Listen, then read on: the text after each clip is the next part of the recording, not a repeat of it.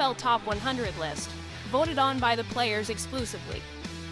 I'm not bothered that Kirk Cousins rose 57 spots and is now ahead of Aaron Rodgers. We know that's not the case. We know there's not a single GM in the league that thinks Cousins is better than Aaron Rodgers. But he had a big year. Players look at the standings and go, Kirk is humming. No, it's the fact that Justin Fields is ahead of Trevor Lawrence. Players aren't watching the games. Or that Dak now is way ahead of Lamar Jackson. So here's the thing about athletes. NFL players are not watching Red Zone. They're playing the games. They're not doing deep dives on PFF or Warren Sharp's analytics. That's what we do. They're watching highlights. And so if you're a highlight guy, you'll go up the chart. And the truth is they're watching film of the next guy they face. A tackle's watching the edge rusher. Joey Bosa played 6 games last year. 6 games. He's rated ahead of Trevor Lawrence. They're not watching Jags games, apparently. Trevor Lawrence is really good, top 10 quarterback, and led a pretty anemic franchise to the playoffs and a win with a heroic second-half comeback. Dak missed 5 games. Lamar Jackson, who's better than Dak, missed 5 games. And yet Lamar's injury was talked about a lot more, and so he plummeted in the standings.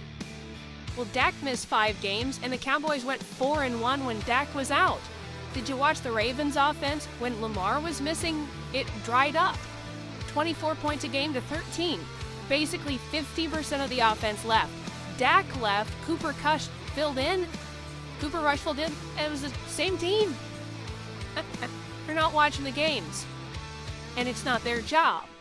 Their job is to play the games. Some guys play it, some guys play it, think it, some guys watch it, some guys just watch their position. But Lonzo Ball got 4 All-Star votes. This past year, he didn't play a single game. Joey Bosa played 6 games. The other thing is athletes, and I understand this, tend to overvalue sheer athleticism. If you got hops, if you got handles, if you can bust a run, if you got speed, players love sheer athleticism, overvalue it. LeBron James, one of the smartest players of my life, one of the absolute smartest basketball players I've ever seen play, thought Russell Westbrook would work. Westbrook's hyper-athletic. Players love a Zach LaVine. He's not a winning player. Players love people that play above the rim in the NBA basketball. They love the dunk contest. Baseball players love the home run derby. NFL players love sheer athleticism. It's more than that. That's why if I was a GM, very rarely would I listen to a player's perspective. You can get a veteran player and just, go ask him. Is he soft? Is he tough? What do you hear in the league? I think that has value. The old Draymond Green guys you can lean on, been around. Who do you struggle to defend? You can go to a great offensive player. Hey man, who gives you fits? I think you can go sometimes to an offensive tackle and go, hey man, we're looking at this rush end. How hard is he to block? I think there's value in all of that stuff. But players aren't paying attention. They're not grading and watching Warren Sharp and PFF and the Red Zone, and that is not their job. It's why I bring athletes on the show, but we're picky, increasingly picky. Dak and Lamar, you gotta be kidding me. Justin Fields' highlights are great. You think he's better than Trevor Lawrence? Come on now. Joey Bosa barely played last year. But nobody watches Jacksonville. And you can see in these players' lists. I got nothing against Kirk Cousins. But he rose 57 spots? Did he get that much better? No. But they got better in the standings, and sometimes that's all it takes. So never tempt the football gods. Sean Payton came out last week and ripped another coach. And the football gods said, we do not like that. Pipe down. Tim Patrick, wide receiver Broncos, Monday tears an ACL. Out for the year. KJ Hamler, another receiver, got some heart palpitations, some concern, out for a while. Karma strikes Sean Payton in Denver. Also, by the way, never screw with a guy with a shaman. Don't mess with Aaron Rodgers. Darkness retreat, changed him, different cat. But I had said a couple weeks ago that I know who's going to win divisions, and I know who's going to finish 4th. there's a lot of second and third place battles. Jets, Dolphins, I'm going to just watch camp. I want to watch the injuries. I want to see how players develop. Chargers, Broncos. I think I like the Chargers, but I want to watch camp. And Steelers, Ravens. I think I like the Ravens, but a lot of their players, top players, get hurt a lot outside of Mark Edwards, the tight end, Mark Andrews. And so I want to watch camp. In those three specific battles, the Jets, Dolphins, I know the Bills are really good, and I know the Patriots don't have much firepower. I'm going to watch the Jets and Dolphins camp games. Chargers, Broncos, Ravens, Steelers. Well, this now solidifies what I thought I was going to pick. I'm going to take the Chargers over the Broncos in the AFC West. So, why? First of all, in a passing league, 2 receivers for a new coach and a quarterback that needs to really deliver are now out. Simultaneously, Quentin Johnston, the wide receiver, the rookie for the Chargers out of TCU, is crushing it at camp. So much so, the Chargers may use Mike Williams in the slot because Quentin Johnston has been so good in camp. So now it's Keenan Allen, Mike Williams, Quentin Johnston. They have a surplus. And now, what are the Broncos relying on at wide receiver and a revamped offensive line? Well, look at it. Jerry Jeudy never had a 1,000-yard season. Courtland Sutton, who I think is 4 years removed from his best season. And a rookie, Marvin Mims from Oklahoma. Could be good. We don't know. So that's the difference. It's not a big thing. I thought it would go down to the last couple weekends of the year. But Quentin Johnston for the Chargers, Mike Williams, Keenan Allen, they have a good 4 too, by the way. Austin Eckler, Justin Herbert. They've got a better quarterback, a better O-line, and now better weapons. Who am I going to take? I'm going to take the Chargers. So this stuff matters. Jerry Jeudy, we're still waiting. Courtland Sutton, we're waiting for the player we saw 3-4 years ago, and a rookie. It matters. Do not mess with anybody with a shaman. Aaron Rodgers and the football gods did not like what Sean Payton said. Tempting fate. That's all I'm saying. But this morning, Chiefs, Chargers, Broncos, Raiders. I feel confident about it. Well, we live in a more distracted time than we ever have. Our phones have a lot to do with it. Go to a restaurant, look around. Go to a park, look around. Go anywhere and look around. People are on their phones driving. Look at that car next to you on the freeway. Somebody's on their phone. And because of that, when people are distracted, you have to get their attention. Sports, very popular, but it only works in 2023 when you create urgency. We don't watch college basketball. We do in March. We don't watch soccer. We do at the World Cup. It's what hurts baseball. Shortening the game helps. It helps 7%. Attendance up, ratings up. But there's too many damn games in the season. The regular season doesn't matter. The Nationals won the World Series in 2019. They didn't get over 500 till June 30th. The Braves won the World Series in 2021. They didn't get over 500 until early August. You don't have to watch the games. That's way past the trading deadline for the Braves. But in football, the first game matters. Don't think it does? Listen to this stat. Teams that start 0-1, only 25% make the playoffs. If you start 1-0, over half the league, over 50% make the playoffs. And so go look at week 1 and how vital, because of the league's popularity, stories explode. Narratives are formed by week 2. 3 games really jump out to me as crucial in week 1. Packers at Chicago, Dallas at the Giants, Bills at the Jets. Let's talk Packers at the Bears. We don't know what Jordan Love is. There's not high pressure. They've dominated this division for most of the last 20 years. The pressure's on Justin Fields. If Chicago at home with veteran playmakers and better overall offensive talent now, I would argue, than Green Bay loses, Justin Fields is 5-21 as a starter. Uh-oh, we got the wrong guy. We don't have a guy. Jordan Love, the expectations are low. Justin Fields, there's this silly, nonsensical MVP talk. Year 3 is the time that front offices make a decision. Chicago has to win that game. We don't know what Jordan Love is. We don't know what Justin Fields is, but there is hype everywhere. They're at home. They have veteran playmakers like DJ Moore, Cole Kmet's getting older, Robert Tonyan, Claypool. Chicago has to win, or it gets a little surly by week 2. Take Dallas and the New York Giants. Mike McCarthy's taking over play calling. 7-12-1 last 20 games he calls plays. There's already heat on him. He's the #1 coach on the hot seat topic in the NFL. Dak coming off a high interception year. They play the Giants. Giants, we kind of feel like were a little ahead of schedule last year. It's still a rebuilding roster if you look at their offensive personnel, tight end, wide receiver after Saquon. What are they? What if the Giants upset them? Week 2, Dallas in trouble. How about Buffalo at the Jets? This is the one game, not just the Bears or Dallas with heat, both are. Very rocky offseason. Stephon Diggs, Buffalo. Can Sean McDermott figure out that offensive line and run game eventually? They added a tight end, so they have better personnel, but the division now is as good as it's ever been. And how about Aaron Rodgers and the Jets? Start looking at that New York Jets schedule. If they lost to Buffalo, then you're at Dallas, New England, Chiefs, Eagles. Really ugly, really fast. Remember, only 25% of the teams, 25%, that go 0-1 make the playoffs. Jets, Buffalo lose the opener. Do you know what teams make the playoffs when they're 0-2? 12%.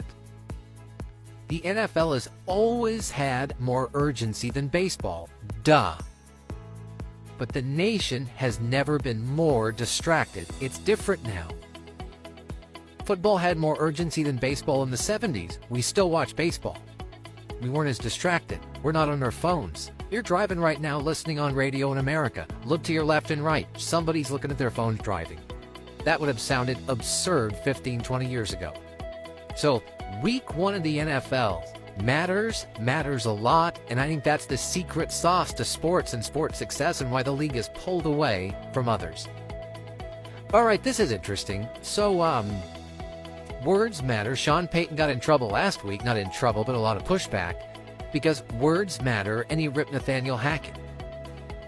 He takes another little shot at him yesterday talking about Russell Wilson's growth. But I want you to listen carefully. And remember, Sean Payton and Drew Brees, now he's got Russell Wilson.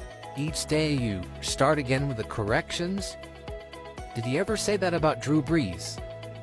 People compare Brees and Russell because they're shorter, smaller than sort of your prototypical quarterback.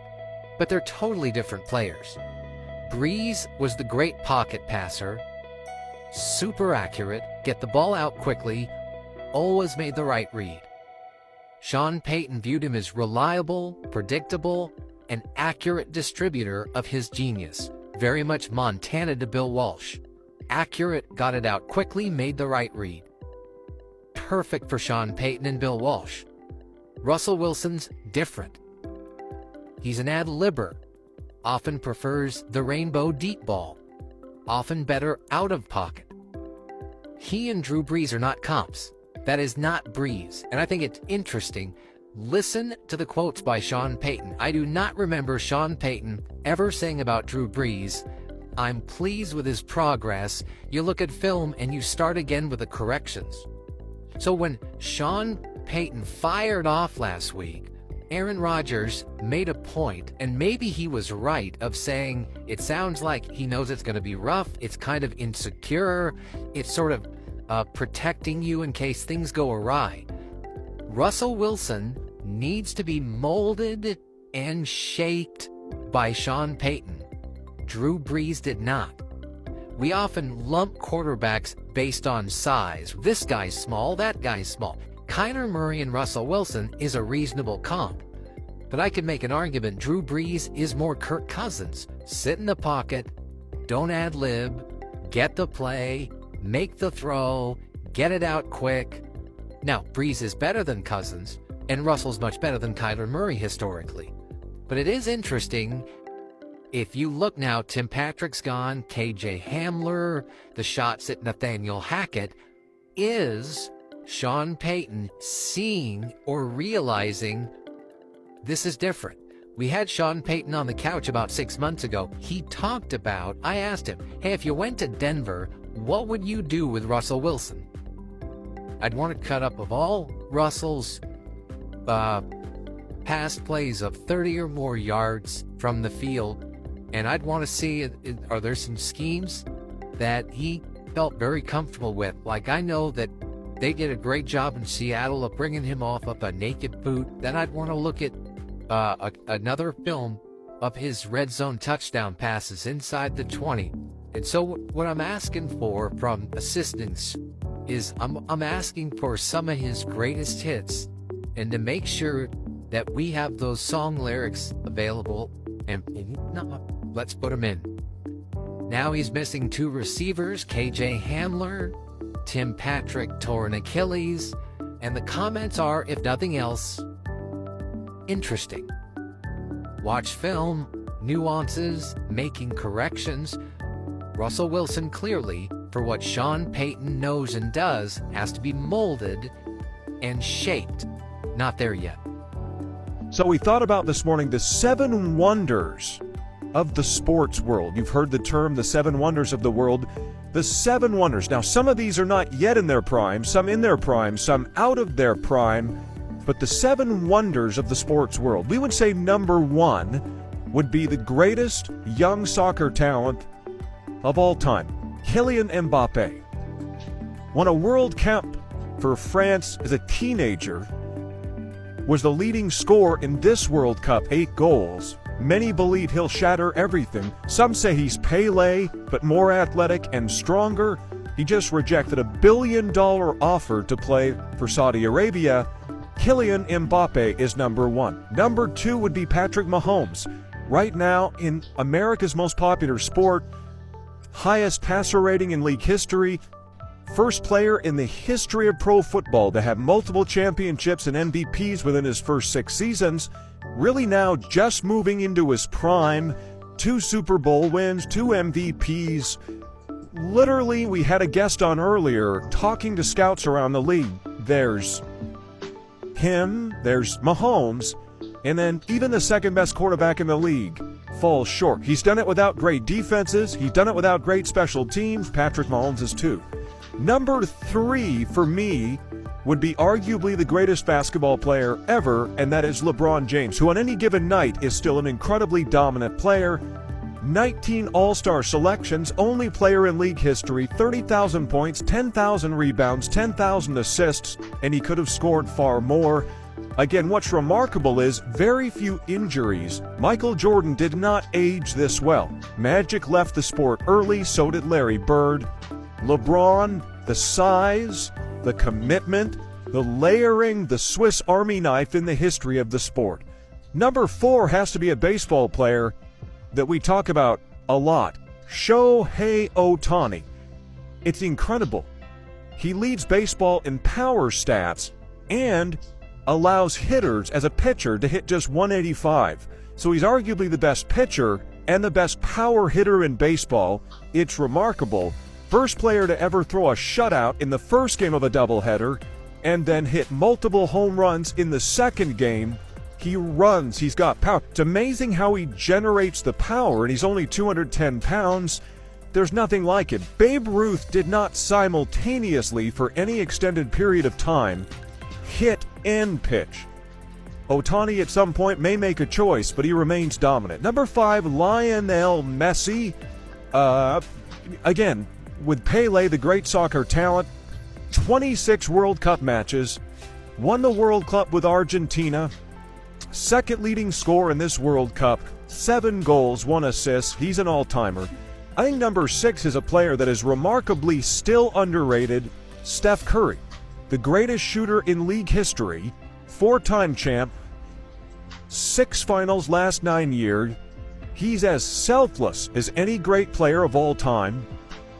Steph Curry can play with Kevin Durant, Klay Thompson, Draymond Green, multiple head coaches. In a sport that now puts a premium on shooting, He has virtually unlimited range. And number 7, Novak Djokovic. He was number 1 for 389 consecutive weeks. Now think about that. That is in the Roger Federer, Rafa Nadal years. 389 weeks, probably, and I grew up with Borg and McEnroe and Connors. When he's playing well, feels like a notch above Nadal and Federer, who are arguably, Federer's the second best player of all time.